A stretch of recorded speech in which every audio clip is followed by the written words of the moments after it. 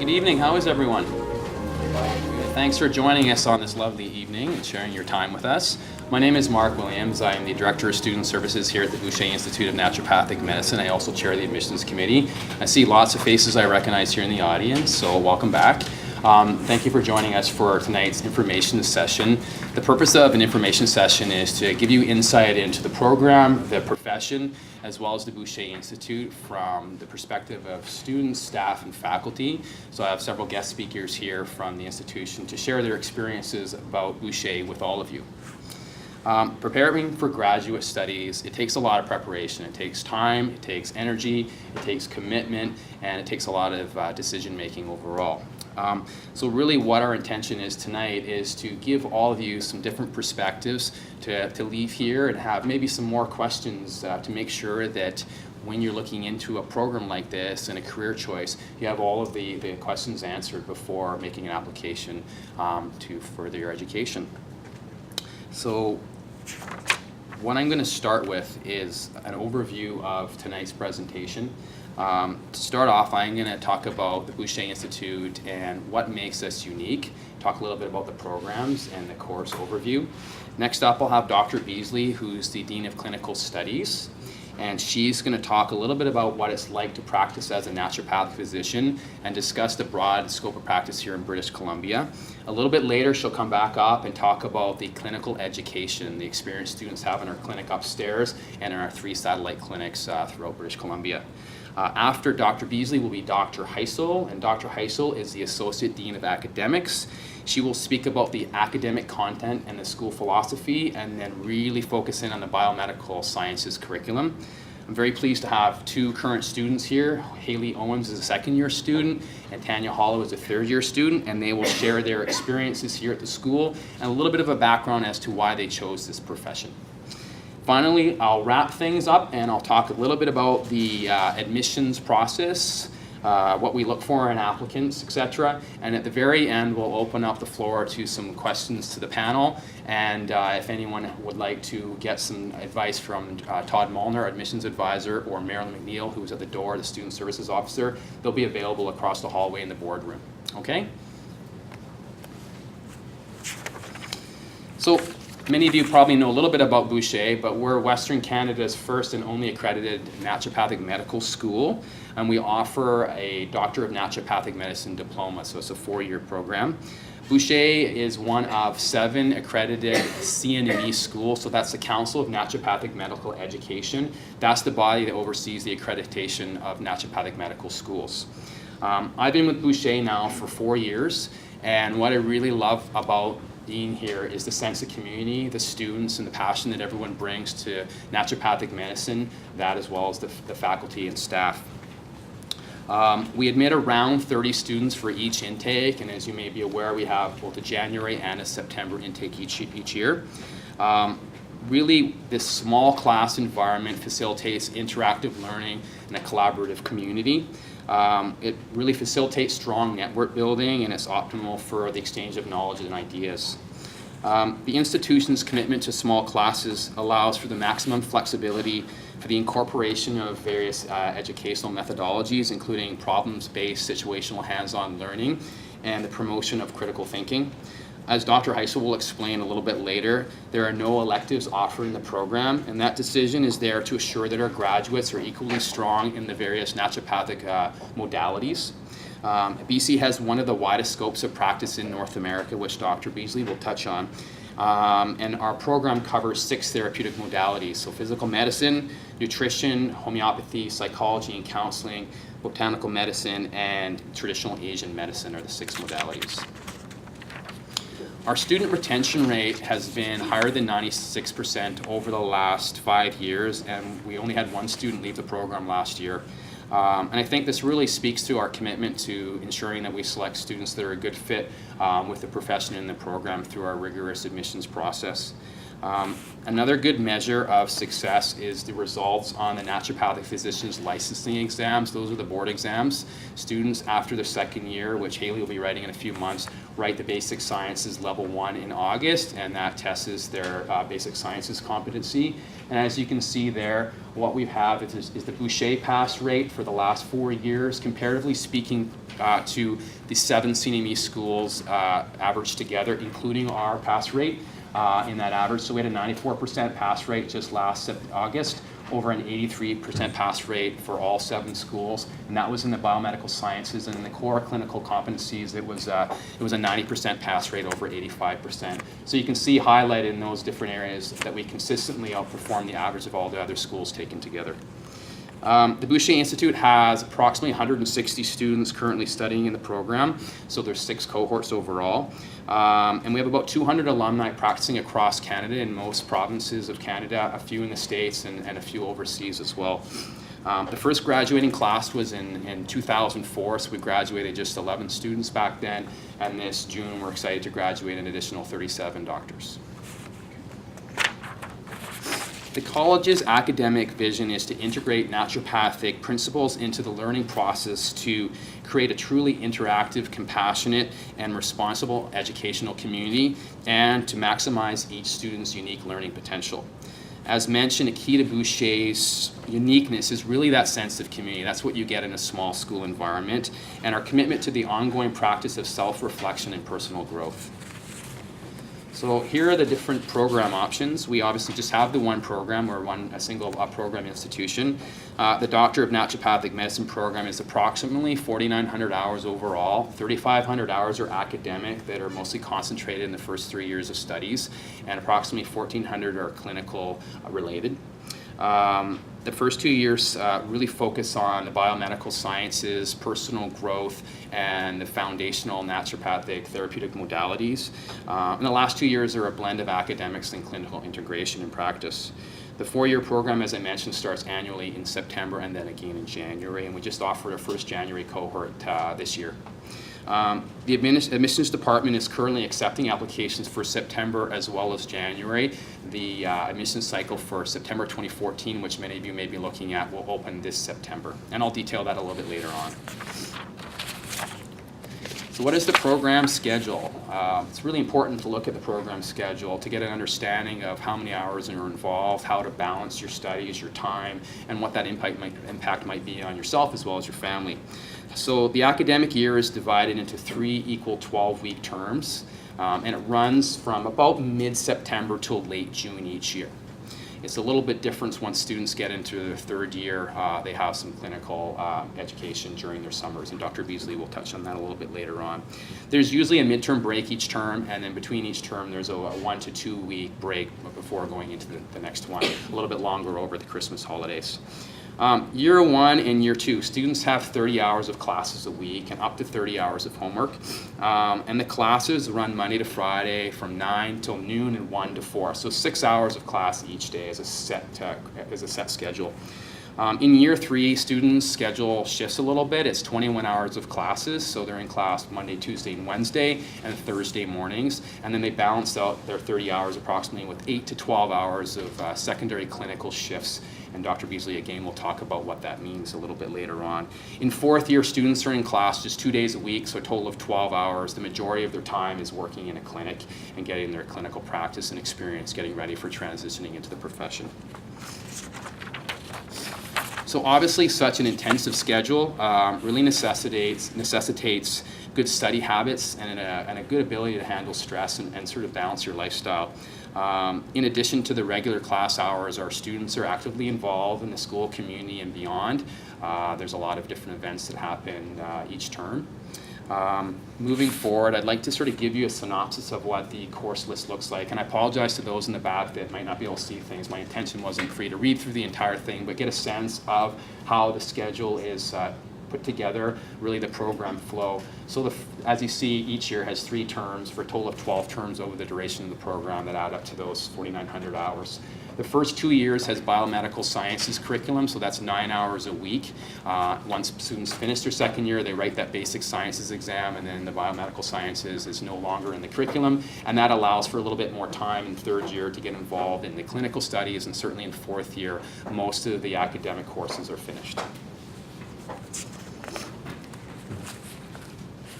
So I'm going to now introduce Dr. Sarah Beasley. She's a naturopathic physician. She's a graduate of CCNM, and she is a member of our community, and she oversees the clinical education. And she's going to talk a little bit first about her role as a naturopathic physician and give you some perspective on what it's like working in the field, as well as the broad scope of practice in British Columbia. So Dr. Beasley. Thank you, Mark. Well, welcome everybody. It's so great to see you all here and see your interest in naturopathic medicine in Boucher. I hope I can answer your questions about our program, and then I'll be available for questions afterwards as well. I'm going to start with just telling you a little bit about, why would you want to become a naturopathic physician? And everybody has their own journey that brings them to naturopathic medicine. Most people come to Boucher or one of the other schools because they really feel like it's a calling for them. It's a passion. They've heard about it through a friend or a family member, and something that it really resonates with them. It makes sense to them. They may have been contemplating a career as a medical doctor or another healthcare provider, and something about it doesn't quite fit. And then they hear about naturopathic medicine, and it kind of falls into place. And this is where, with naturopathic medicine, it really resonates with your core values. And if it does, it's a good fit for you. So how did I end up in naturopathic medicine? Well, I started my journey as a pharmacist, so pretty far off from being a naturopathic doctor. I had a science background. I knew I wanted to be helping people and be in healthcare, a healthcare provider. And that's where my journey started me. And I didn't really love it. I worked at it for a number of years, and I could see that prescription medications were not really helping people get healthy. And I could see that patients weren't really feeling heard and understood by their doctors, that they didn't have enough time to talk about what was really affecting their lives, and that doctors weren't really able to give the impact and the time that they wanted to help their patients. I could see that patients were getting prescription medications that were making them sicker in some cases, and then they need another medication for that medication side effect. And that ultimately, they weren't feeling healthy. They weren't feeling energetically, mentally, emotionally, physically healthy. They weren't being treated as a whole person. And my own dissatisfaction with those values and the delivery of that kind of care started me down my journey of exploring, okay, what do I want to be when I grow up? And some of you are going to be in the contemplative stages of that process now. And I would encourage you to take your time. It's a big decision to become a naturopathic physician. You're going to be a doctor, and you're going to affect people's lives. And it's an amazing, wonderful profession. I can't say enough about that, and I will say more. But it does take time. And it took me probably over a year to really decide, this is what I want to do. This is really what I want to do. And it's costly, and it's time consuming, and it is so, so worth it. So that is what led me to naturopathic medicine. And so in your journey, you're going to ask yourself, why do I want to be a naturopathic doctor? And as I mentioned, I think that it's really, people find it's in alignment with their values. They want to help people. They want to make a difference. And it ties into our, our belonging to the planet and sustainability and all that. All those values resonate. And in BC, you can have those values, and you can act as a primary care provider and make a really big difference in people's lives.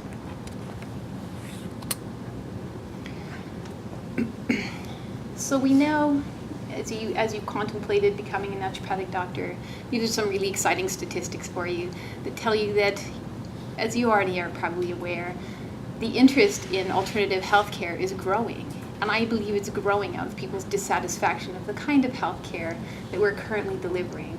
And I'm not saying there's not a place for that kind of healthcare. We need to integrate with all of our other healthcare providers so that we can work as a team. But many, many people out there are looking for alternatives. And so, one source says that 80 million Americans, so this is Americans, not Canadians, turn to complementary or alternative medicine each year. This is a huge number, and it's growing. And the interest in naturopathic medicine is growing. We're seeing more and more applicants. The AANOC, which is a council that oversees all of the naturopathic medical schools, did a survey a few years back, and they found that 98% of respondents had high satisfaction with their naturopathic medical career. And I think that it really speaks to, once you find that you're in alignment with the values and the principles of naturopathic medicine, it just makes sense to you. And I'm not saying there won't be times that you won't struggle, getting your practice going, and being a physician is really high responsibility, but it's a very satisfying, rewarding career. There's no greater blessing than co-creating a space with your patient and seeing them get healthy. It's really a great job. And so I spoke to that we have a different philosophy of healthcare, and you've probably all read our naturopathic principles, but we're really interested in treating people as whole people, mind, body, and spirit. We want to connect with our patients. We want to hear their story. And it ties into whole planet health and sustainability. We want to have healthy people, we want to have a healthy planet. And there's an element of service. We're really serving people when we're doctors. And I don't mean that we don't get reimbursed for our service, but there's a service element to it. The number of NDs has tripled over the last 10 years. This is huge. There was a time in our profession where the numbers were waning. It was perilous. It didn't look great. And there were founders like Dr. Boucher, who our school is named after, who were real, continued to be pioneers in our profession and keep it going. And the founders of our school, they had a real vision, and they struggled to get this school up and going. But now that there are larger numbers, because we have 2 schools in Canada now, there's greater opportunity for you to work with an ND. When I first graduated and prior to that, the opportunity for associateships and mentoring was a lot less than it is now. So about 28% of NDs will share a practice, 12% will be in with 2 or more NDs, and 50% of NDs will work in a multidisciplinary clinic, so with a chiropractor, a massage therapist, and an MD, and so on. Again, I think these are American statistics, but they're fairly translatable to Canada. You may want to contemplate in research, and research is really progressing with naturopathic medicine. The whole concept of evidence or standard-based care is becoming increasingly important for our profession, particularly when we're working with government bodies and with other organizations. And some naturopathic doctors go into consulting. They work for corporations, industry, and some work in government. Currently, we have NDs in every province and territory in Canada. And naturopathic doctors are regulated in BC, Alberta, Saskatchewan, Manitoba, and Ontario. That doesn't mean that you can't work in other provinces. It means that those provinces are in the process of working hard to get licensed, as we are here in BC. We're primary care providers in BC. That means that we diagnose and assess. We assess and then diagnose, and we treat, and we can use all the modalities that Mark spoke to. And it's so great to have access to that scope of practice. We don't want to lose that scope of practice. So we use botanical medicine, we use nutritional supplements, we can do manipulations, and in BC we have prescriptive rights. It doesn't mean that we want to lose our core values and immediately jump to prescriptions, but there's a time and a place to know when you need that medicine. And there's a time, and as a naturopathic doctor, you will have the ability to know when it's time to use prescription medications, and then how do you support your patient who's on prescription medications with naturopathic care so they bounce back more quickly, so they don't experience side effects. And in BC, as many of you may know, naturopathic care is really supported by most third-party insurance providers. And so this is becoming easier for people to access naturopathic care. I'm going to speak a little more about our clinical training, but right now I'm going to hand it over to Dr. Heisel so she can give you an overview of the academic program. And I look forward to your questions after. Thank you.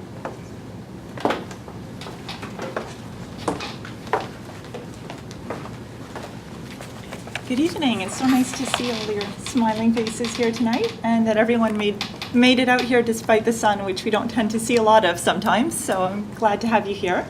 My name is Dr. Rochelle Heisel. I'm the Associate Dean of Academics here. I've been here since the beginning, so I'll also stay around to answer questions at the end, and I can probably fill you in on most things that you need to know about the academic program.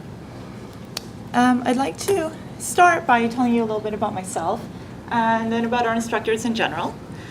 I always knew I wanted to be in medicine and teaching. I didn't know quite how that was going to work out. So knowing that I wanted to somehow get into the teaching end of it, I went and took my PhD, because apparently that's what you need to get to teach in a post-secondary capacity. So I finished my PhD in experimental medicine at the University of British Columbia, where I did research in multiple sclerosis treatments. And then I used that to start my teaching career. So I was teaching at the graduate level and at problem-based learning with the UBC Medical School, and also at the Simon Fraser University. So as I was developing my teaching experience, I found out about Boucher, almost kind of by accident. A friend of mine was working here, needs someone to fill in, and basically haven't looked back. This to me is what teaching was, quite different from university experience. This was being able to interact with the students, being able to help the students, not to have 100 up to 300 faces in front of me in a huge lecture hall who I didn't even know, and who would sign off on their papers with a number and not a name. So this, when it came to deciding between this and staying in a university scenario, tenure track position, or this little college that was trying to get off the ground, it seems like it should have been a very difficult decision, but when I actually looked at what I wanted to do, it became quite easy. This was the only position that offered me that chance to actually teach and to be a mentor, which is kind of getting to the second point here about our instructors. The instructors who are here want to be mentors. They want to have that connection with the students. We say we have an open door policy, and we really mean it. You can walk right into my office, right into the Dean of Academics' office if he's not in a meeting somewhere, discuss the courses with us, discuss how you're dealing with the academics, discuss study strategies. We're there for you, and that's the way we want it to be. So it turns out to be the perfect fit. Most instructors that you will have in your various modalities will also be clinicians. That allows you to get that extra expertise. So if you're learning homeopathy, you'll have somebody who has actually practiced homeopathy. Likewise with botanical medicine and so on. So it gives you that extra layer of not just book learning, but actual real life insight into what it's like to practice those different modalities. So a little bit of our academic philosophy. I already mentioned the mentoring idea, which is supported by our small class sizes. You can't do it in a setting of 1 to 300 students sitting in front of you. So by keeping our class sizes small, it actually allows us to develop that. Together with that is educational flexibility, and I had to smile when I saw this one today, because today I share my office with Dr. Nick, who is our anatomy and physical medicine instructor and chair. And he was saying, yes, really tough on the students today. Such a beautiful day finally outside, and we're inside doing anatomy. I think we'll take it outside. So we left, and that's what they did. They went and took their class outside for the day, which is something obviously that you can't do if you don't have that small class size flexibility. So it's really nice to have that in there. On a more practical side, however, educational flexibility fits into being able to do things like situational learning, problem solving, and critical thinking. So when we say situational learning, it basically means just that. It's putting yourself in a situation and trying to apply what you've learned to that situation. So a classic example would be to be given a case study and to have to use critical thinking skills to problem solve your way through that particular scenario or that particular situation. And of course, the idea behind this is, what exactly are you going to remember when you get out of here? Are you going to remember fact number 3 on page 25 of the 40 of the 3-hour lecture that followed your previous 3-hour lecture? Or are you going to remember how you figured out what to do in that scenario when you were given that patient? So that's the idea and what we're trying to promote. Not learning facts on pages, but learning how to apply them and how to use them, because that is what is going to help you retain the knowledge. The amount of facts that you will learn in this program is astronomical. It's just like medical school, and in fact, there's more on top of that. you're going to learn the same physiology, the same pathology, the same anatomy as you would in a conventional medical school. And on top of that, you're going to add on botanical medicines, homeopathy, and so on. So you really need a place to put those facts and not just keep them as separate facts. So having said that, there is definitely a large didactic component to the program where we do have to get you the information. You'll be sitting in a lecture with your PowerPoints and learning it, but as much as possible, we try to move that into more of a situational context. Okay, integrative and systems-based. I have these together because to me they kind of do fit as one idea. Integrative basically means that we're trying to get you to look at the person as a whole. That's the root of the philosophies of naturopathic medicine, a holistic approach. So it doesn't really make sense to learn biochemistry and then throw that away, and then learn physiology and then throw that away, and then look at the pathology. Then everything just becomes a separate little piece. By integrating those together and looking at the body from the perspective of, okay, we're going to look at the heart today. What is the biochemistry that applies? What is the physiology and the pathology that applies? It allows you to integrate that and just consider, okay, this is the heart. How is it working? What do we need to know? As opposed to separate little topics. And so with my example of the heart, that kind of speaks to the systems-based idea, which is to look at one system from all different perspectives and then move on to another one. So studying the heart from biochemistry, pathology, pharmacology, lab diagnosis, and so on, and then moving to the lung and then moving to the kidney allows you to see everything as a whole from all the different perspectives before moving on to the next. Probably our best example of the integrative approach is our revamped biomedicine program, where we actually took all of those separate subjects, the biochemistry, the physiology, the pharmacology, the lab diagnosis, pathology, and I'm probably missing something there, and we put it all into this course called biomedicine. So you no longer have your biochemistry book with a biochemistry quiz, and then your physiology book with your physiology quiz. You take it all together, all those different perspectives. So that's one way in which we've striven to promote an integrative approach. I'll talk a little bit more about biomedicine in a moment, because as I'm sure you probably thought when I mentioned all those subjects, that's going to be a pretty heavy course. And it is. So we'll get back to that, and I'll tell you a little bit more about it in a moment. We strive to provide a strong foundational knowledge. So of course that begs a question, in what? And most people would probably say, well, in the sciences and homeopathy and botanicals and all those things you need to know. And definitely, yes, that's definitely a strong component of it. And as you can see from the MPLEX results that Mark Williams alluded to earlier, we are providing that. But we mean more than that here. We also mean a strong foundational knowledge in the principles and philosophies of naturopathic medicine. We don't want to lose the idea behind the medicine. And especially with having things like prescriptive rights in BC, that can be a real danger. So when your first year, you'll have a number of classes actually called the History and Philosophy of Naturopathic Medicine to get you well grounded in that. And then throughout the 4 years, we bring it back as much as possible to remind you of the reasons that you're prescribing a certain treatment or you're approaching a condition in a certain way. So that's not forgotten and not lost in the process. Oh, evaluation. Students always want to know about this one. How are you going to be tested? By and large, our evaluation techniques do not use multiple choice. There are little pockets of classes here and there that will use multiple choice. And that's good because your MPLEX exams will involve multiple choice questions. But we like to use short answer or sometimes paragraph answer evaluation, so we can really get an idea of your thought process. And there is quite a difference between being good at a multiple choice exam and being able to carry through a thought process and be able to explain why you're going this way or why you're going that way. And it really gives you the opportunity to show what you know, and it gives us the opportunity to see where there's something missing and we might need to fill in that gap or address it again or something like that. So that's the idea behind our evaluation process. Plus, of course, if you look ahead to practice, a patient's not going to come in with a multiple choice list saying, I have either A, B, C, or D. What do you think? Right? You're going to have to start from scratch. So you might as well start practicing right now. Self-reflection. I actually want to read you a quote for this one to try and, because I think it explains better than I could what we mean by the self-reflective portion of our program here. So this is a quote from our President Emeritus, Dr. Patricia Wolf.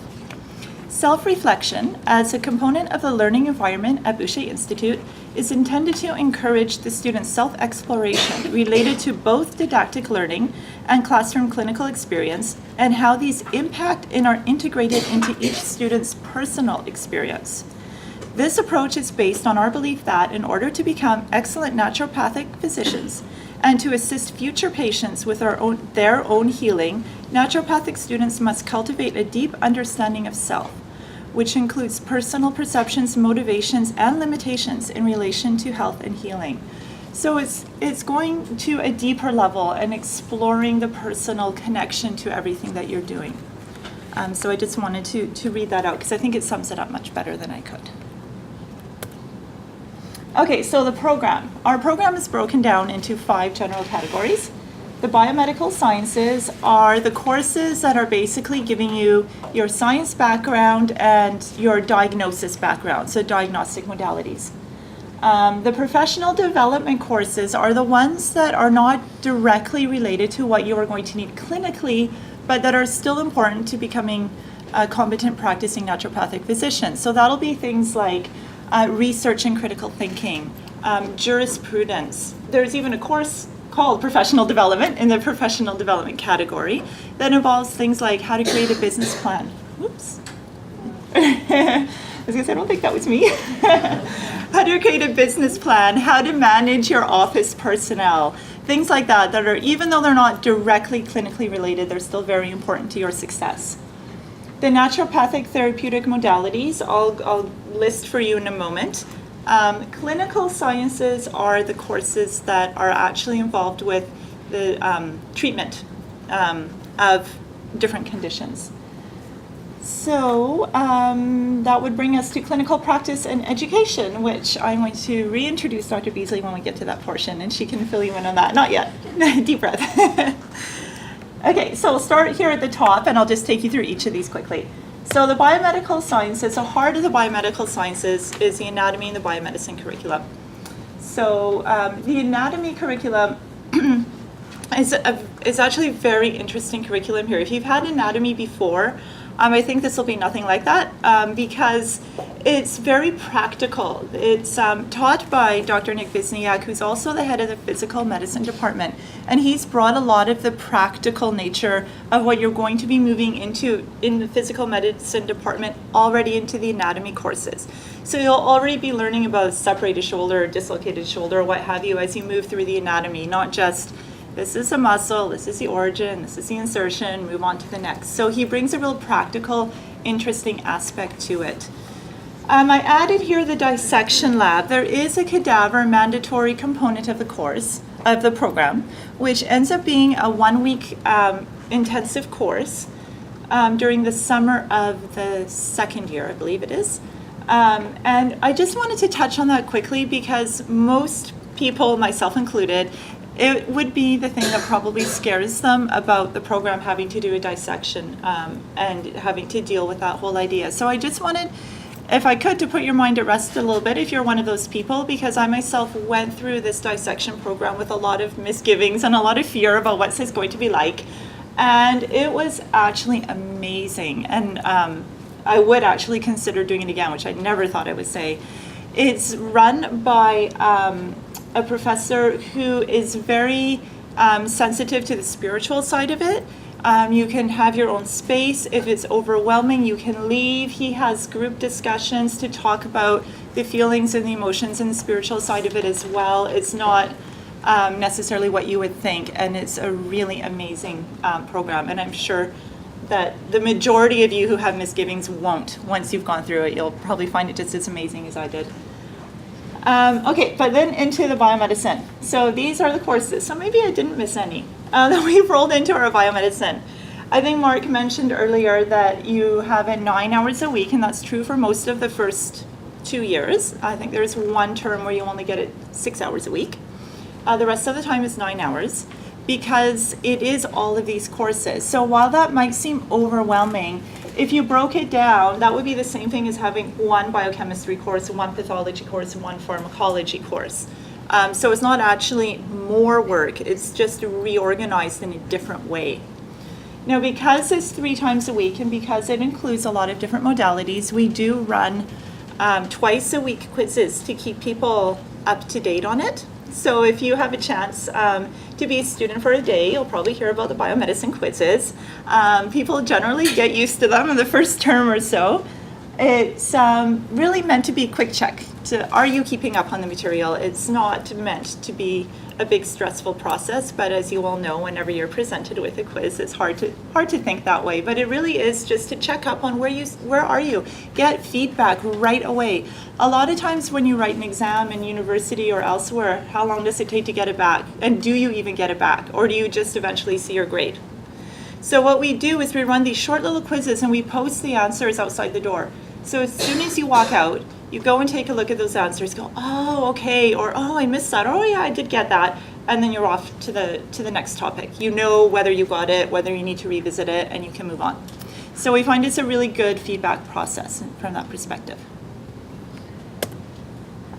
These are some of the other courses in the biomedical science curriculum. The one I wanted to touch on at the bottom here is the clinical diagnosis program, which has also been recently revamped to start in the second year. And so it's to allow you to start getting that clinical feel and that clinical training sooner than you might have otherwise. And you'll learn things like physical exam and diagnosis starting already, and that'll run for a couple of years. And it's meant to parallel the biomedicine program. So while you're learning heart and lung in the biomedicine program, you will be doing heart and lung in your clinical diagnosis program so that it matches up. Okay, the naturopathic treatment modalities. I believe Mark mentioned these to you earlier. We have the botanical medicine, the homeopathy, the nutrition, traditional Asian medicine, the physical methods and agents, and psychology and counseling programs. I've outlined them here, but botmed/homeopathy and nutrition/TAM. And the reason for that is that we've decided to run these concurrently with each other so that you're constantly cycling between them. What we were finding is students were being exposed to, let's say, botmed for a semester or two, and then they were getting their homeopathy, and then they would maybe revisit botmed later, but it'd be so long that it'd take a while to get caught up again on what is botmed and get back into the groove. Also, when you're practicing as a naturopathic physician, you do have all of these at your disposal, and you want to have the facility to move between them and not always first, I'm going to go to botmed, and that's always my first choice because that's the one I learned first. And then I'm next, if that doesn't work, maybe I'll try homeopathy. It's to allow the student to have constant exposure to all of them. So we've done them in, rather than the 12-week normal cycle for a semester, we've got them on 6-week cycles. So it'd be botmed for 6 weeks, homeopathy for 6 weeks, then back to botmed, then back to homeopathy, and so on. And the same with the nutrition TAM, that they'll be 6 on, 6 off, so you're constantly revisiting them.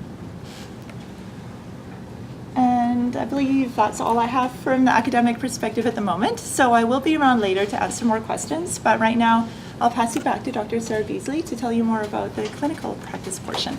Thanks. Thank you, Dr. Heisel.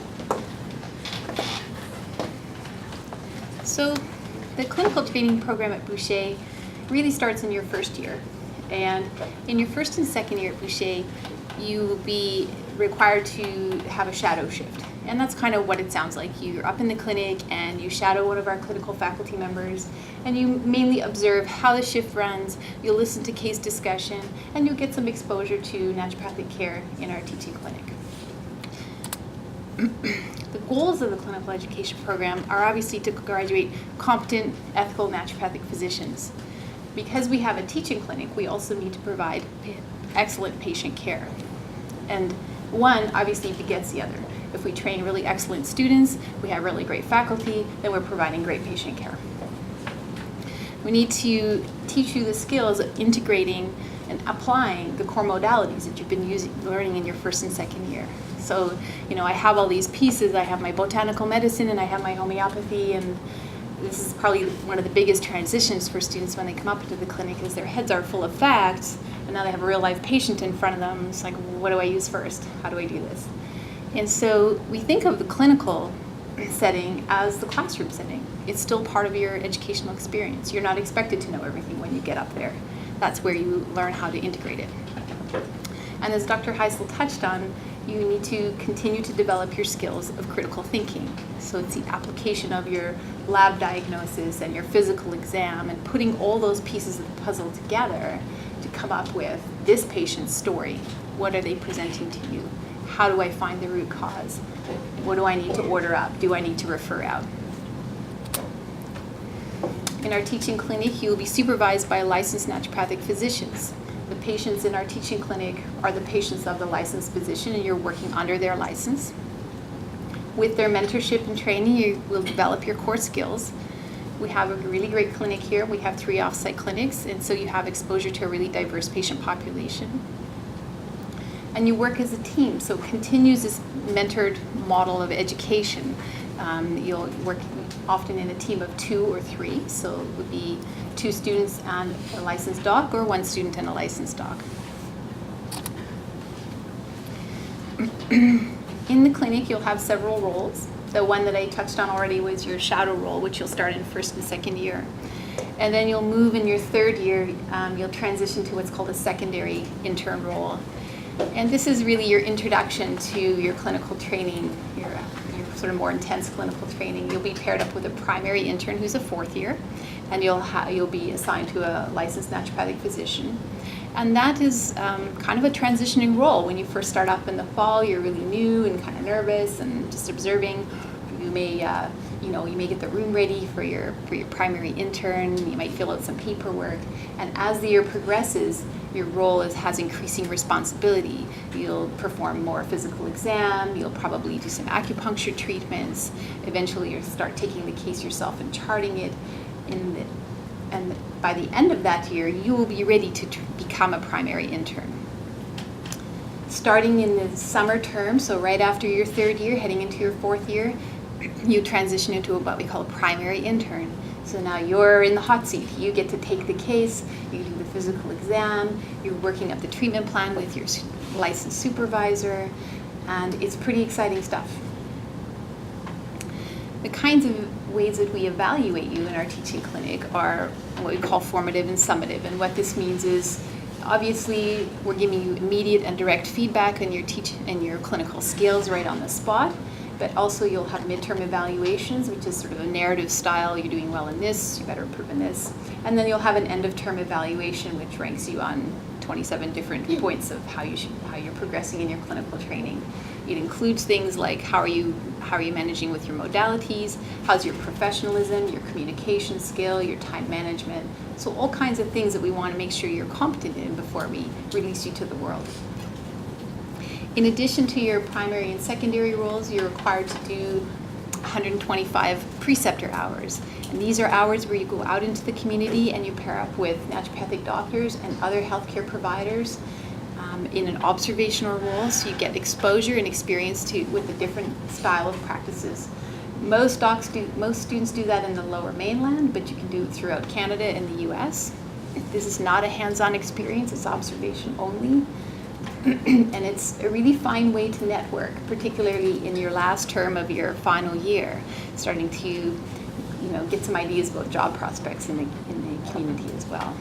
It's really excellent for developing your interprofessional relationship skills, and this is really important for us as doctors to have that skill set by the time you graduate.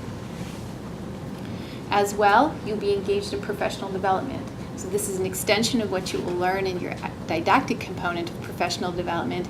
We then have you do 100 professional development hours, and these include things like outreach. So you may go work at the soup kitchen, you may do the sun run, but it also includes things like how are you going to hone your own marketing skills? Are you going to give public talks? Are you going to write a blog? Are you going to create a PowerPoint presentation and go to the senior center? These are really important skills to have so that when you get out, you hit the ground running, because part of this job is being a good business person as well. Many of you will be having your own practice, and it is a business, and you need to know how to be successful at it. The clinical facilities, we have our main site, and then we have 3 external sites. The main teaching clinic here, we see about 600 patients every month. It has 12 treatment rooms. It has a fully operational lab where we do in-house testing as well as we send out labs. So you'll do blood draws, you'll do urinalysis, you'll do all kinds of stuff. So if you feel queasy about needles, you better rethink this program. No, I'm kidding. Everybody feels queasy about needles and they get over it. It's fine. You'll be fine. We have a very large dispensary and it's really extensive. It has nutraceuticals, it has botanical tinctures, we have teas. I encourage you to have a tour and Mark Williams will take you through that or Todd will take you through our clinic. Our three off-site clinics really broaden your horizons. We have a clinic situated at Friends for Life, which is palliative care clinic downtown Vancouver. And then we work also out of Positive Living BC, which works with HIV/AIDS patients. And then we also work out of a clinic in Victoria called Family Naturopathic Clinic, where we run a free clinic every other Saturday and we meet the needs of low-income families in Victoria. It's very well populated and it's a great way to get tons of experience with pediatrics. I will share more about clinical training with you one-on-one. If you have any specific questions, I'm happy to answer them. And as I said, I think it's a really good idea for you to have a tour of our clinic. We're in the hopes of giving it a little bit of a facelift in the next year and making it look even fancier than it does now. And now I'm going to hand you over to our second year student, Haley. Thank you.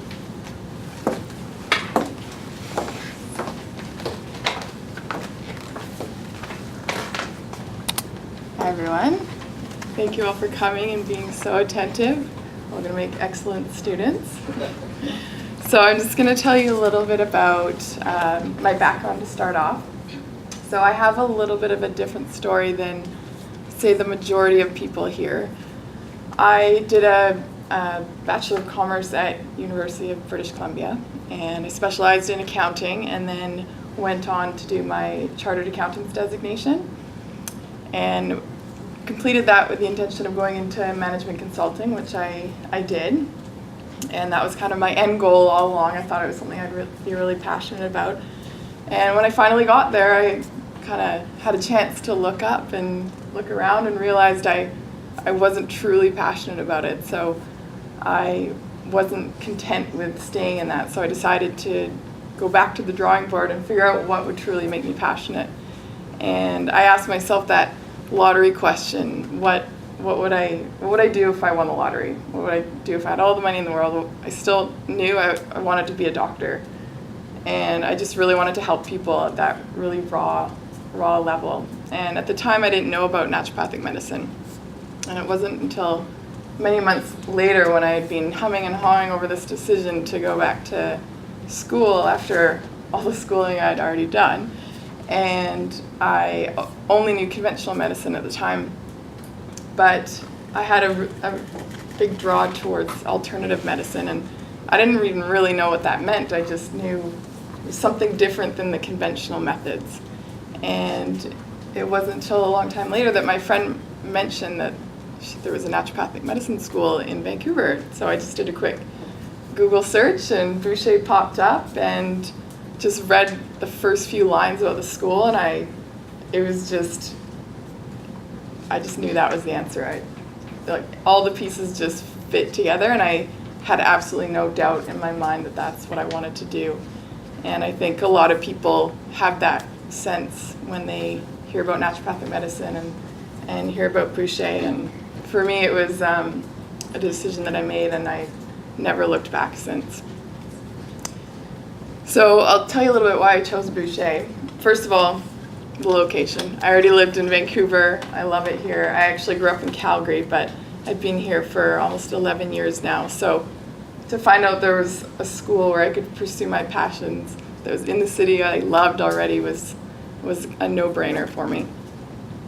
Secondly, I feel like I'm going to be repeating myself, like, as I hear these lovely people talking about the school. It resonates with exactly what I wanted to talk about, even though we didn't even discuss it beforehand. So apologize for any repetition, but the community at Boucher was definitely a huge draw for me, and as I've been a part of it for the past 2 years, it's amazing. Like, everyone here just wants you to succeed, and whether it's your colleagues, your professors, the administrative staff, like, everyone just has your best interests at heart, and it's so collaborative. From day one, I had people from years above me sharing their advice or sharing notes, anything that's going to help you do better and become a better doctor in the end. And it's all completely genuine as well. And another big thing for Boucher was the size, the small classrooms. I've always been a very interactive student. Dr. Heisel could tell you I like to ask a lot of questions, and I gain a lot of benefit from being able to ask questions right away. And so that's huge for me. And being able to get to know your professors, and you're with your cohort class of students for the whole 4 years, so you get to know each other so well. And it's just, you feel like a big family here. So some of my surprises coming to Boucher, well, I really didn't know exactly what to expect from the people that I was going to meet here. And it was a stark contrast coming from the cold, hard business world and coming to a naturopathic medicine school. Everyone's, talks about their feelings and stuff. And but to be honest, I absolutely love it. And I didn't know if I was going to be converted to a vegetarian, or, coming from an Albertan family, they would have been extremely disappointed. So I still eat meat, and still a lot of my colleagues eat meat. So that was a bit of a surprise. But I've honestly met some of my best friends here, and I'll be friends with them for a lifetime.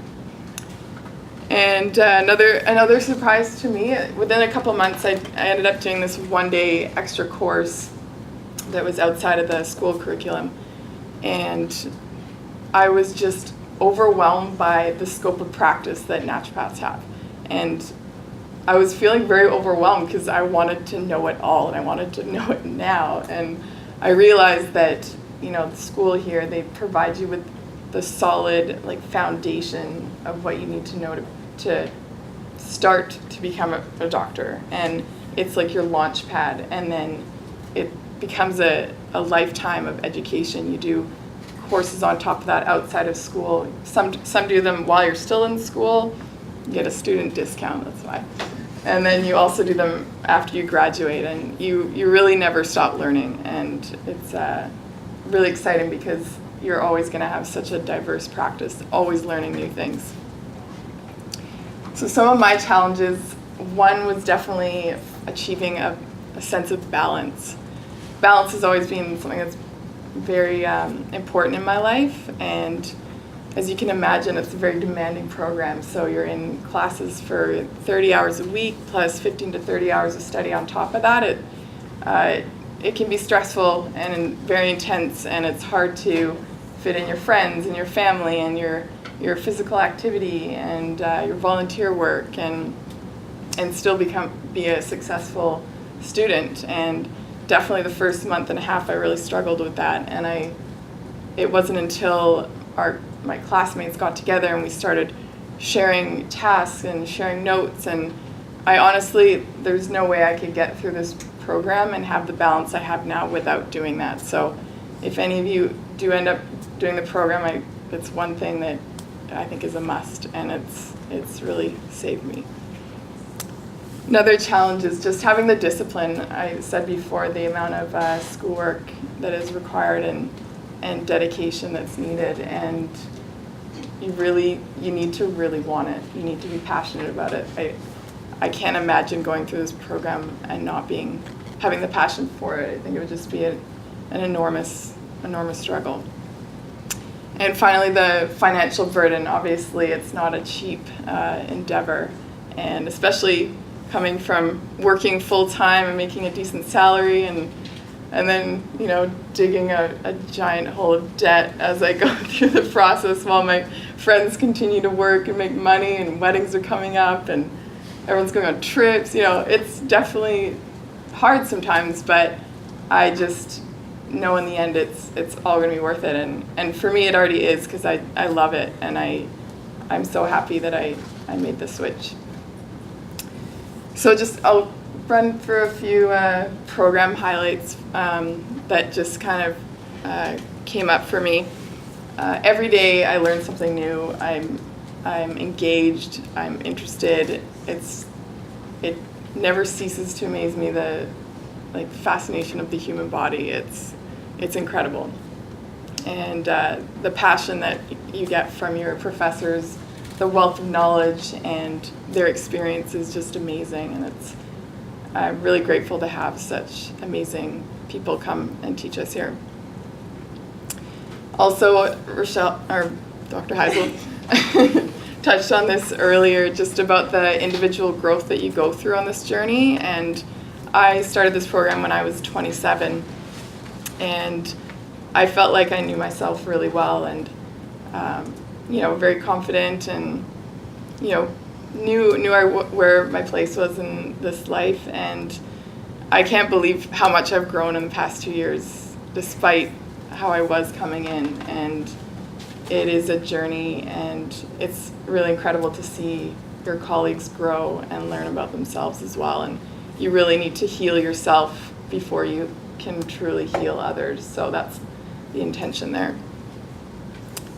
Some of my favorite classes, traditional Asian medicine is it's such an art form. It's very different from Western medicine, and it's so fascinating. You learn about these channels of energy that run through your body called meridians, and how these little tiny needles can help treat and heal people. It's really fascinating art, and that's definitely one of my favorites. Also, anatomy, because Dr. Nick Visniak is very entertaining. He'd always start off class with a few YouTube videos to get us all engaged and back in class, and botanical medicine as well. Just, it's fascinating to learn about plants and how some of them have tissue specificity, meaning they have constituents in them that target specific tissues in the body, and they have no idea how this works, but it does, and I just think it's so neat, and it's a total mystery, but it's very fascinating. And then Boucher always has lots of activities going on. So we've got parties put on by the student body, open beginning of the year parties, Christmas, Halloween, year end. We have a talent show coming up. We just had a soccer tournament, and there's always lots of fun stuff going on. So it just makes you feel like more of a community. So just to conclude, I just wanted to say that overall my experience, if you can't tell, I've really enjoyed it, and I couldn't be happier, and just grateful every day that I made the career switch. And I would be more than happy to share more with you. I'm going to be sticking around after if you have any questions. Thank you very much, Haley. So next up is Tanya, and Tanya Hollow's a third-year student here in the program. She's making that transition in the next couple months from being a clinical secondary to the primary role. So I'm sure she'll tell you a little bit about how she feels about that. So. Okay. Can we just do a thing that I learned at Cadaver Lab, actually, to start with? Can we just take a one-breath vacation? Everybody just breathe in.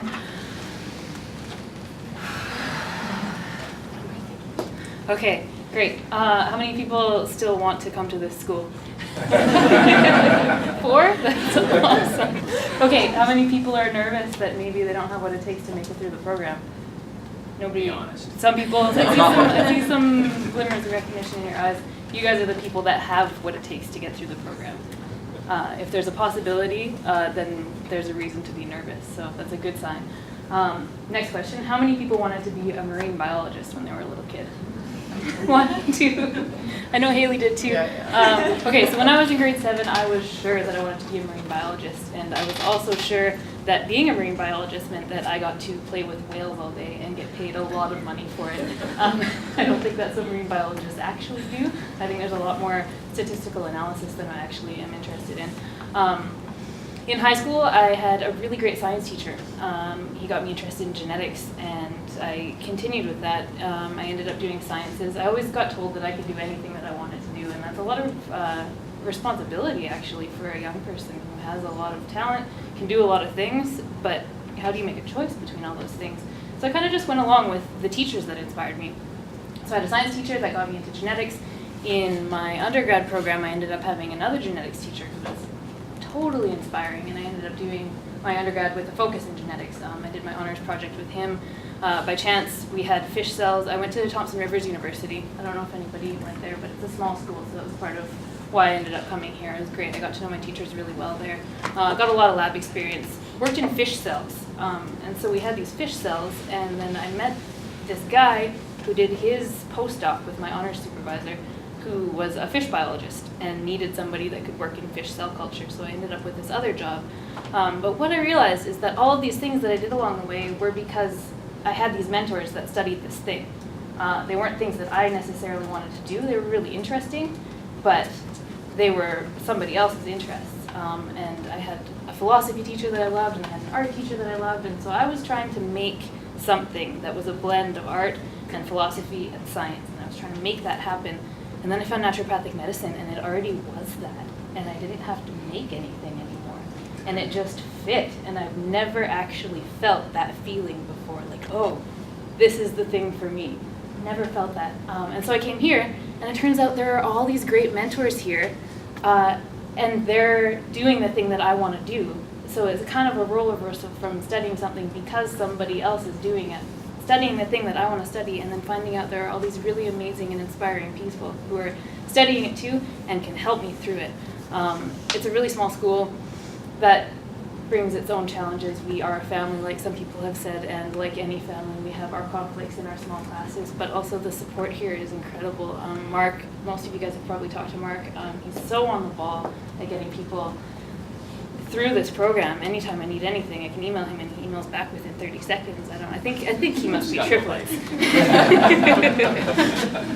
Rochelle through Biomed, which you guys have heard about. Biomed is just, like, Biomed just goes on and on and on, and it's interesting. There's a lot of interesting stuff, but it's 3 quizzes a week. I guess it's only 2 now, but it was 3 quizzes a week, I think. Yeah, it was. So it's just like every day there's another quiz, and there's not time. And every day during first and second year, I reached a new level of exhaustion that I didn't think was possible. And Rochelle is there to help through Biomed, and that's really great. And now I'm in 3rd year, and 3rd year they offered up as this light at the end of the tunnel. You'll be done Biomed, and everything will be easy, and you'll be in clinic, and it'll be great, and you won't have to do so much work. And that's not at all how it is. I'm in clinic and it's great, but there's still so much work, and I'm actually in school and at school for more time than I was in first and second year. And I have to be on point because I'm with patients, and so that's exhausting in its own way. And so again, every day I'm reaching a new level of exhaustion that I didn't think was possible. And then I start clinic, and then I see patients, and no matter what, at the end of a clinic shift, I leave with more energy and in a better mood. I think I've grown more here in the past 3 years than I did in the first 3 years of my life as a baby. It's just like this, the amount of stress and the amount of work that you have to do, and the amount of support that's given to let people go through these changes and not only become doctors but human beings is incredible. And there are so many people here to help us along the way, and it's a really good thing. And so I'll be around afterwards also if anybody wants to ask some more questions. Thank you. That's definitely the most rewarding thing about being here, is hearing those type of stories and knowing that Tanya and Haley have their own journeys once they get here, and they actually both maybe inadvertently answered the first interview question that I had been asking this year. So if you were taking notes, you should be ready to nail that one out of the park. All right. So what I want to do next is give you an overview of how best to prepare for naturopathic medical school. And I think the theme that we're all saying today is that passion is really the driving force here, but also making sure that you've involved your support committee in any decisions that you're making. I see a lot of you here with family, and that's really critical because family is definitely impacted by this decision. The cost of it, the stress, the time that's involved, and you really need to be able to rely on family. And we attract a lot of students that don't have family here from other provinces, and really Boucher becomes that family of support. So I think that's really critical, is to have those frank discussions and really have a good sense of why you want to do this, and make sure that this fits with your own philosophy philosophies and values and what your life goals are. And if it's not now and you're not sure about that, then don't apply. Make sure about it and then apply. And that's really critical. And it might not be the best fit for everyone, and that's okay. So what are we looking for? Really, it's about the person. It's about their background and life experiences. Certainly, sound academic preparation is critical. We don't have a minimum GPA at Boucher, and that's intentional. I see a lot of people coming in through honors programs. They might not have been in the right program to start with, for example, and that affects their GPA. We're looking at the overall picture. To be competitive, you want about a 3.0 average or a B, or 75%. The average student that matriculates here is around a 3.3 or 3.4 cumulative GPA. And we're looking at the undergraduate cumulative GPA. A lot of our students are now coming in with other degrees, such as master's degrees. As Haley mentioned at the beginning, we don't necessarily just have science majors here. I know the current fourth year students, they're all science majors. I think that was partly the reason why they had a 97% pass rate on the basic sciences. But we're seeing more and more students like Haley, and we welcome them, that bring different experiences and backgrounds, and that really adds to the cohort model of education. You can sort of share those life experiences and different educational experiences and create a little bit more in class. So we have students with human kinetics backgrounds, business, psychology, I've seen fashion design backgrounds. I don't think we have a student with that background, but I've seen those type of applicants. So certainly, if you don't have a strong science background, we do have prerequisites that all students must achieve. There's 27 different credits. Most of those are in the pre-medical sciences, but they also include academic writing, psychology, and counseling. Really important here is volunteer experience. If there's no examples of volunteer experience on a resume, that raises a bit of a red flag. We're not looking for hours upon hours and hours, but the majority of people have several years of volunteer experience, maybe a couple times a week or a few times a month. And what we're looking for is a dedication and a commitment to giving to the community. It doesn't have to be specific to medicine or healthcare. It can be mentoring a child or working in a senior center. There's a lot of different opportunities there, and our students, I know they're challenged for time, but a lot of them do find the time to continue with their commitment to the community. A commitment to learning. There's 5,000 hours of it here, and this is just a stepping stone to a whole bunch more learning once our students get out into practice.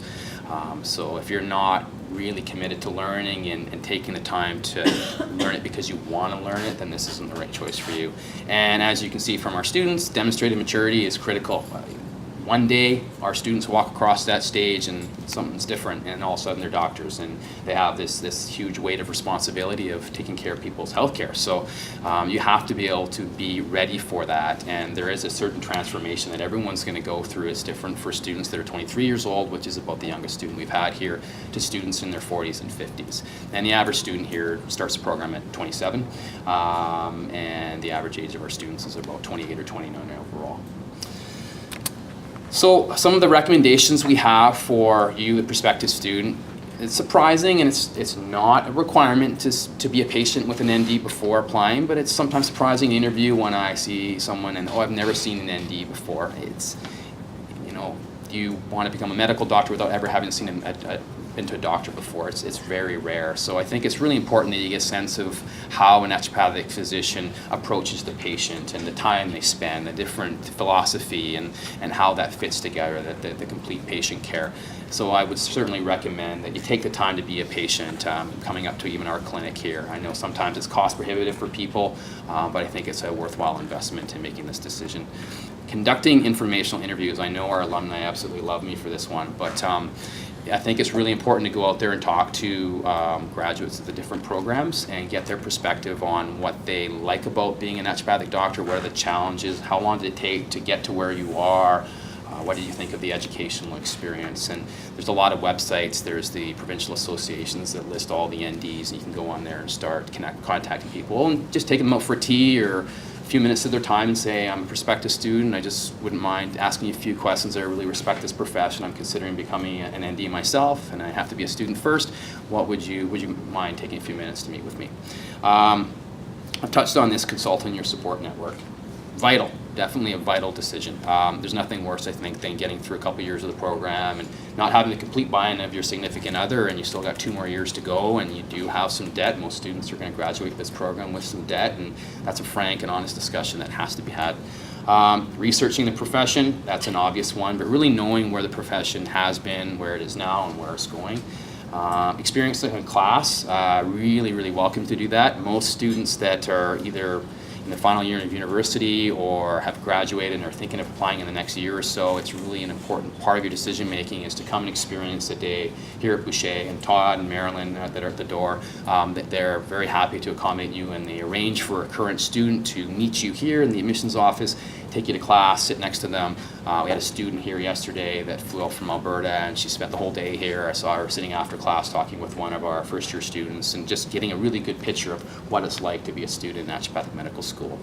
And then sound financial planning. It's over $100,000 when everything's put together for tuition, books, supplies. You need to make sure that you're comfortable with that. There is a lot of support financially. We do have limited scholarships and bursaries available for applicants, but I think the majority of students are on a professional line of credit these days, and CIBC and Scotiabank are two of the institutions that we have a relationship with. There's others out there. They both offer different packages, so it's really important to see which one's a better fit. And then obviously federal and provincial loans are another option. But if you've used those up in your undergraduate studies, there is a lifetime maximum, and it would not be enough to cover the program. So what else? So we see over 150 applicants each year for the two programs combined. Some years there's more than others. The majority of students, like I mentioned, majored in sciences. So if you're a non-science major, it's really critical to take on some of the recommended courses we have on our website. That's not something that we're going to make a decision on whether someone should get an offer or not. If it came down to a couple students, we'll take the student that's more academically prepared in a lot of cases. But taking some introductory anatomy, genetics, psychology courses is not a bad idea. Things are reviewed at the beginning, but if other students have all taken these sciences, they're at a different place than someone coming in that's got no background, and it's a bit of a catch-up. But if you're a science major, then it's a good idea maybe to take some of the humanities courses. There's a lot of other courses out there on alternative medicine you can take in undergraduate studies just to kind of get a taste of this. So if you're still in your undergraduate studies, that might be a good idea. Psychology, counseling courses make a lot of sense. Business writing, business skills. Starting in applications is important if you're wanting to give yourself the best opportunity for an interview, particularly for the September intake. And that September intake, we start taking applications usually in the beginning of September. We're part of what's called the Central Application Service. It's called NDCAS, the Naturopathic Doctor Central Application Service. So there's 7 schools you can choose from. 4 of us share this common application service. And it's for you, the prospective student, it's a lot easier to submit one application with one set of transcripts and one set of reference letters and one essay as opposed to doing 7. And I had an applicant come in a couple months ago that applied to all 7. So he had to do the one for NDCAS and 3 separate ones. So that's the spirit behind it. But we're still going to review all applicants based on our admissions criteria. So once everything's submitted to NDCAS, it's completed, we review the application in full detail, and then we contact about 75 to 80% of applicants for an interview, and the interview is the most important component of the decision-making process. Can't make a decision just based off of academics and what you might put on a resume and what your references say about you. That's all part of it, but really how you connect and your understanding of our community and why you want to do this, and what your demonstrated maturity is and your compassion and empathy. Those are things that you can only really pull out of an interview. So we do the multiple interview format. It's changed a little bit since Tanya did it a few years ago. It's pretty similar to what Haley did 2 years ago. We have students, faculty, and staff, and you see 3 of them here right now that do the interviewing, and we interview on Thursdays pretty much all year round. I wanted to just mention our open house. Dr. Beasley may want to touch on this at the very end, but we have an open house celebrating Naturopathic Medicine Week on Saturday, May 11th. We have free consultations up in the clinic, so if you or any of your family members or friends are interested in checking it out, that might be a good opportunity. I did forget to mention that we are still accepting applications for September. The application deadline is July 15th. There are seats available. If you are able to complete all of your prerequisites by early September, you may have an opportunity for conditional admission to the program. You must complete everything by the start of the program, and the program starts September 10th with an intensive team building orientation. And this is something that we can do with small class sizes. We have 3 days together with the cohort. Everyone comes in with the same anxieties and fears and excitement, and they want to get to know each other, and gelling in those first 3 days is really important. So we have the luxury of having 2 really amazing counselors here that lead that, and then typically the Student Association leads a retreat. They've done whitewater rafting, sort of get everyone together, and then school starts on the 16th of September. The January deadline is December the 3rd, so there's lots of time for that. My advice to anyone, and I've advised a few of you here in the room before, if you're not ready, then wait and take the intake that makes the most sense for you. And rushing the prerequisites makes absolutely no sense. You're just going to hit burnout. You're not going to have that important time with your family and yourself to kind of reflect on this decision leading into the program. So I would say take a little bit more time. But that's everything that we wanted to share this evening. We are going to open up the floor to questions to all of the panel members. I'm also going to let those of you that know that may have to leave now. I know we've been here for about an hour and 15 minutes. If you want to set up an appointment or talk to Todd or Marilyn, our admissions team, they'll be just across the hallway in the boardroom. They are also there to answer any questions, so if you don't get one-on-one time with any of us. But to start, we'll open the floor for about 10 minutes for general questions to the audience. If you have a question specific to one of us, just let us know. We'll just use the raise your hand and go from there. We won't be able to answer all of your questions, but at the very end, we'll stay around for a few minutes and come and chat with us, and we'll be happy to help you out. Okay, so I want to thank you all for coming. We look forward to having you experience our school in a variety of capacities, but I'm ready to start taking your questions. Yes? So you guys can use traditional Chinese medicine, but is there any conflicts with the current association, CDCMA? I'll let Dr. Beasley try and respond to that one. What kind of conflict are you So contemplating? CDCMA is the Chinese traditional Chinese medicine association, but then so basically what's happening is there used to be other associations, but they had some lawsuit problems with CDCMA, and thus they closed down. So is there any conflicts with CDCMA and brochure? Not that I'm aware of. Currently in BC, acupuncture and traditional Asian medicine is part of our scope, and I don't believe that that's been contested by the BC. So everything in Chinese medicine you're allowed to use with them? I haven't heard any. I haven't heard of you contesting that. We've been teaching that as part of our scope for a number of years at this school and at CCNM as well. So we do teach, the 5-element theory and organ patterns, and we teach the theoretical piece as well as the acupuncture piece. So we're not just teaching acupuncture. So it is a full PCM course. So no, I haven't heard of any conflicts with that. It's a good idea, if you have any questions about that, to check with the College of Naturopathic Physicians of BC. They may have more insight. It's to cnppc.bc.ca, and you can probably just contact them directly and they'd have any information. I haven't heard anything about this stuff. I'll let you guys know, just to break the ice, if anyone needs to leave, you're more than welcome to. Okay. All right, next question. Yes? Just a question about job saturation levels in Vancouver. Mhm. I know that Victoria, this is all hearsay, but I've heard that it's fairly saturated there. And I'm just wondering what it's like here in terms of actually getting work coming graduation. I can speak to that a little bit. My understanding is that that Vancouver is getting kind of saturated. I don't know that means that you couldn't make a go of it in Vancouver. I'll stand up so you can all hear me. And similarly with Victoria. So across Canada, there are going to be areas that are pretty heavily populated with MDs. My personal opinion about that is I think there still can be a place for each person, because it's dependent on your skill set, your ability to market yourself, and your ability to be a really good doctor. So I think you can still draw people, but we're still outweighed by medical doctors in large numbers, and I understand that they're reimbursed by MSP and we're not, but I don't think it means that the needs of the entire Lower Mainland have been met by naturopathic physicians, and you will hit the ground running more quickly if you go to an underserviced area.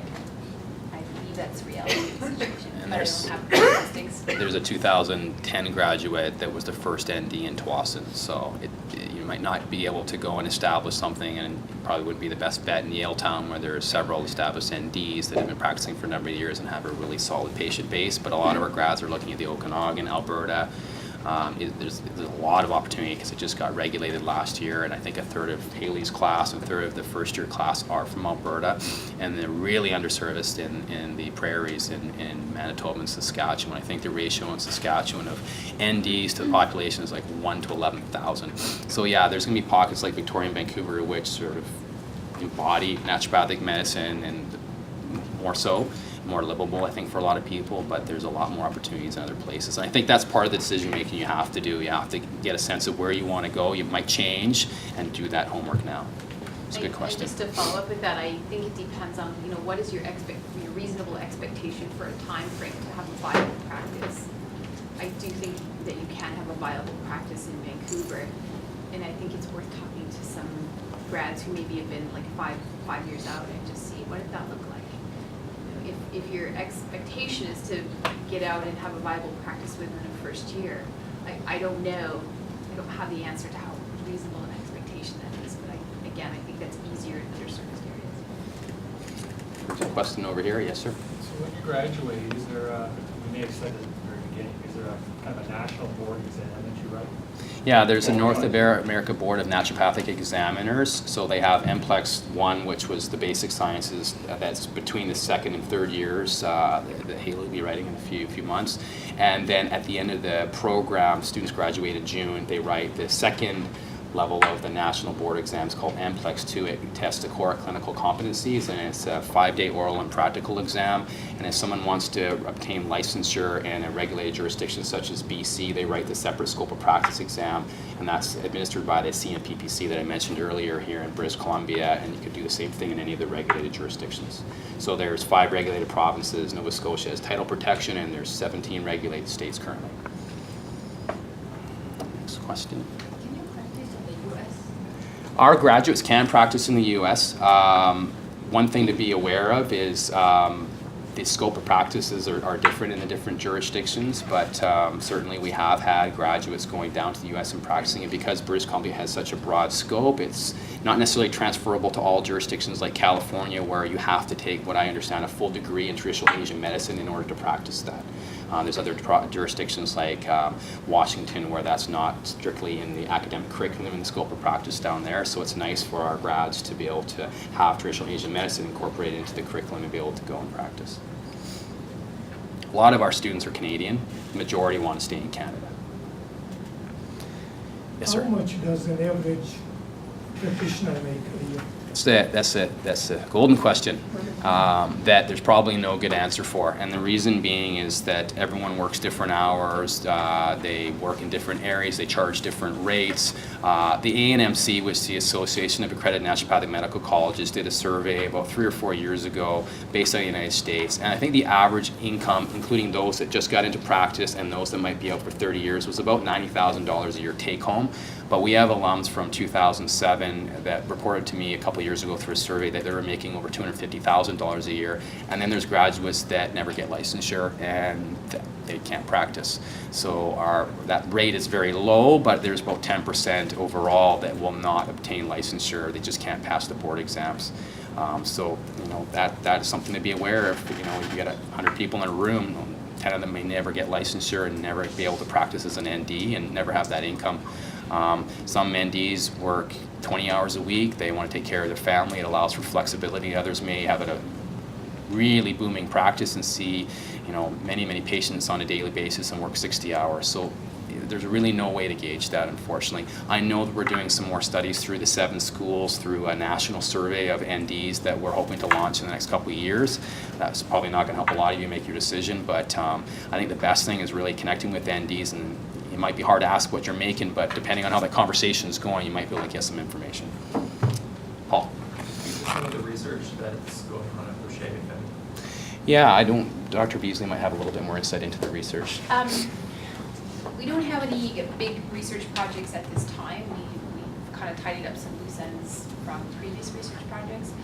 And we don't currently have a research director per se, so we have a research education coordinator, Chris Herkshammer. And our focus now with the resources we have is to bring the students awareness of research, understanding of how to do research, how to write a case report, and to be literate in doing, reviewing writing articles and that kind of thing, that when they get out, they can, maybe write a case report and contribute to research. We don't have any research projects per se. There are one or two that are kind of in the seed stage at this point. Part of that will be dependent on us getting another research director in place. And so would there ever be any funding in place for any sort of support financially for students that would like to do research? Or is it mostly out of pocket on the students' side? It's not out of pocket on the student side. We do have, I know that when we had a research director, she was responsible for writing for grants. And our president emeritus also did some grant writing. So I can't say it's out of the realm of possibility. It would depend on the project.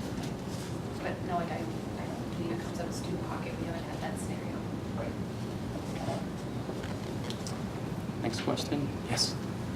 I have studied Western medicine, but outside of Canada. I Mhm. was wondering if I can transfer some of my credits to shorten the years of study. It's a possibility. Certainly we have advanced standing applicants, not a lot, and the reason being that it still takes the better part of 3 years to complete the program, but if someone has a first professional license or degree in something like Western medicine, they typically get advanced standing for the biomedical sciences curriculum, having still needing to pass the NCLEX, so there needs to be some review.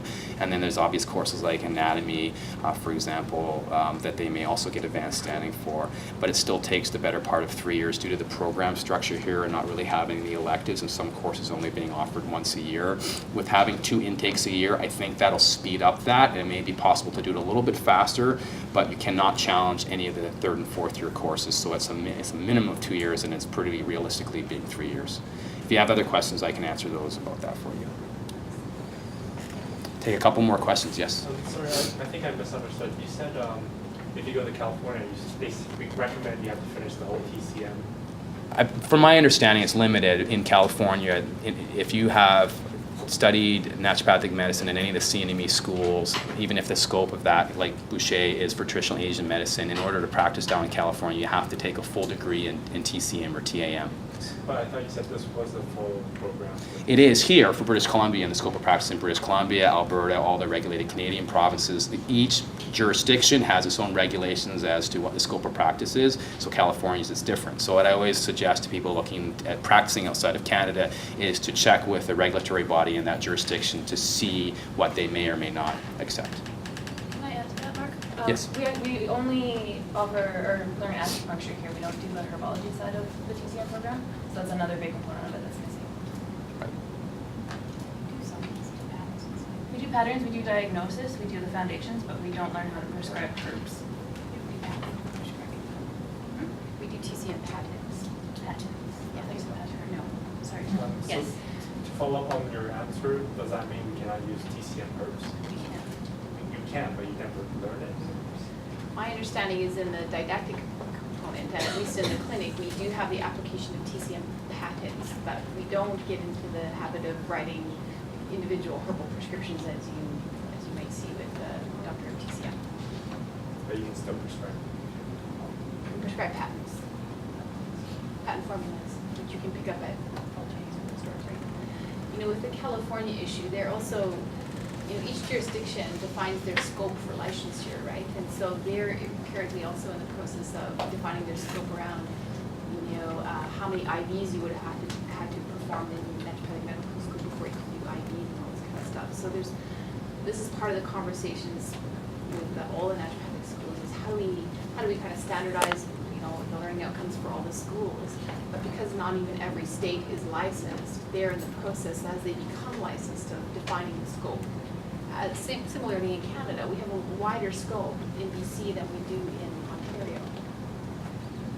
So in BC, we can do, chelation, we can do IV, we can do proloneural therapy, we have prescriptive rights. We don't necessarily have all of those in Ontario. We'll take one more question and then we'll break up. And if anyone has any direct questions for any of the panel, we'll stick around for another 10 or 15 minutes or so. So who wants to ask the last question? Yes. Once you apply, how long does it take to hear from the admissions committee? So that depends. I mean, the NDCAS process can vary. It's out of our control. It's a third party that administers NDCAS, but it typically takes about 3 weeks to get all your documents in there. It takes them about 1 to 2 weeks to do a review, and they're just authenticating your transcripts, uploading the documentation, assessing your GPA. Once that's done, we can view it immediately, and we'll download the documentation, beginning a review, look at academics, and then read through the file, and then contact the candidate and let them know whether they've been granted an interview or not. Once the interview is conducted and completed, typically we make a decision within a couple weeks. It varies depending on where we are in the admissions cycle. All right, good last question. All right, well, I want to thank everyone again for joining us this evening. Again, a few of us will stick around for a few minutes, so feel free to come up and see us. Thank you.